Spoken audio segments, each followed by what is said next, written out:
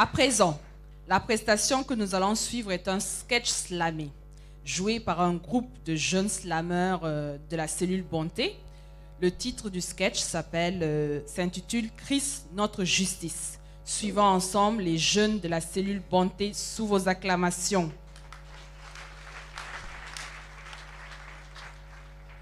Lundi 31 décembre 2018 est appelé à la barre, monsieur l'enfant de Dieu. Monsieur, veuillez approcher. Vous êtes tellement commis de péché qu'on vous surnomme les déchets. Vente illégale de sachets, drague de filles derrière les rochers, vente d'illusions, bon marché, mauvaise réputation à même de remplir une bâchée. Alors défendez-vous si vous voulez être relâché. Reconnaissez-vous les faits qui vous sont reprochés. Monsieur le Président, vous allez peut-être vous fâcher, mais j'ai le devoir de tout accoucher. Sachez que je ne suis plus le même depuis que Jésus m'a touché. Il a déjà subi la peine de mes péchés après m'avoir le péché. Depuis le ciel, le Père l'a dépêché pour que pour moi, à la croix, il soit attaché. Sur son visage, on a même craché. Alors l'esclavage du péché, j'ai été arraché. Pour les preuves, allez-y vous-même chercher. Je plaide donc non coupable des faits qui me sont reprochés. Monsieur le Président, j'en ai fini. Je ne vous ai rien caché. Monsieur l'accusé, je dois avouer que vous devez présenter quelques signes de démence pour parler avec autant d'arrogance. Ou est-ce que vous croyez ici, ce n'est pas la Casamance? Vous en aurez à la hauteur de vos sémences. Attendez donc ma sentence. Vous n'échapperez pas à la pénitence. Nous poursuivons l'instance. Je vous rappelle que vous avez le droit de garder le silence et de recourir à un avocat pour votre assistance. À présent, nous faisons appel à monsieur le procureur. Veuillez nous présenter vos réquisitions en substance. Merci, monsieur le Président. Tout d'abord, pour ma présentation, je suis en effet procureur. D'aucuns me surnomment aussi l'empereur. Cependant, par erreur, certains m'appellent l'accusateur des frères. Mais qu'importe, monsieur le Président, je dois vous avouer que l'accusé ici présent est un véritable dissident. Il est connu de tous les États, jusqu'en Occident. Il a toujours provoqué sur son parcours de nombreux accidents. Il n'en est donc pas à sa première forfaiture, c'est évident.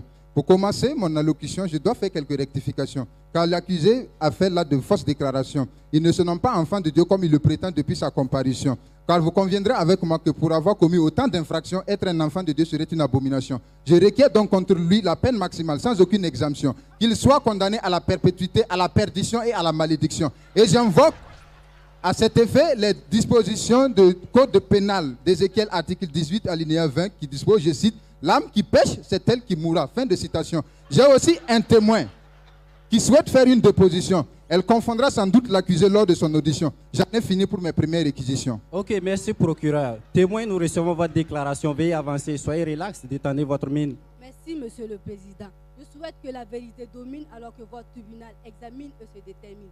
L'accusé est un imposteur. Il prétend éradiquer la famine par la parole de Dieu qui dissémine parce que pour lui, c'est une vitamine. Mais je vous assure que ce prétendu enfant de Dieu est plutôt une véritable vermine. Je l'ai déjà aperçu plusieurs fois en compagnie d'une gamine. Je connais même son papa, il s'appelle Lamine. Retenez avant que je termine que je m'appelle Yasmine. Qu'il soit donc condamné avant qu'il trouve toute la société, qu'il soit condamné et qu'on l'incrimine. Merci, monsieur le procureur. Ok, merci témoin. Nous notons avant de terminer qu'un avocat vient de se constituer aux côtés du futur incarcéré. Il se nomme Maître Jésus. Lui se donne la parole avant le prononcer du délibéré. Pour commencer, j'invoque une exception d'incompétence du tribunal sur la base des dispositions de la Constitution. Plus précisément, le livre d'Ésaïe, article 33, alinéa 22. En vertu de cet article, j'exerce à la fois les fonctions de juge, de législateur et de roi. Vous avez donc l'obligation de me céder la présidence de ce tribunal pour la suite du procès.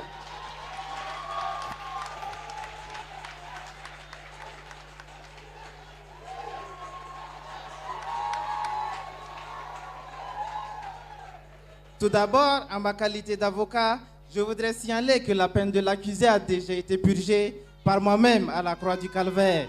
J'emporte encore les stigmates des clous passés sur mon corps de travers. C'est pourquoi, procureur et témoin, vous êtes dans le décor, car je suis moi-même le témoin fidèle.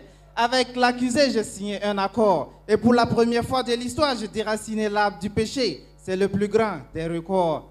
Qui condamnera les élus de Dieu? Je suis à ce niveau, juge encore. À cet effet, le code pénal de 2 Corinthiens, article 5, alinéa 17, dispose, je cite, « Si quelqu'un est en Christ, il est une nouvelle créature.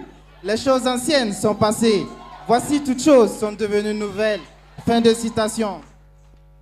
C'est pourquoi, sur la base des pouvoirs dont j'ai la compétence, en vertu de ma propre compétence, voici ce que je déclare comme sentence. Monsieur l'enfant de Dieu est relaxé pour infraction non constituée en substance. Car celui-ci est bénéficiaire d'une amnistie depuis le jour de sa repentance. J'ordonne en conséquence que dorénavant, quiconque qui par inadvertance ou persistance voudra porter atteinte à la réputation de l'enfant de Dieu ou à son existence ne bénéficiera d'aucune atténuante circonstance et se verra condamné pour diffamation, dénonciation calomnieuse, impénitence et tentative de résistance. Je veillerai moi-même à l'exécution de la sentence dans mon omnipotence, que celui qui a des oreilles entende. Sur ce, je déclare close la présente instance. Veuillez disposer, chère assistance.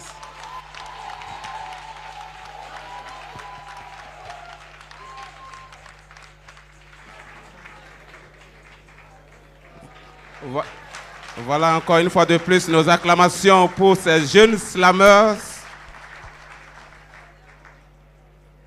C'est un sketch slamé sous l'inspiration du Saint-Esprit.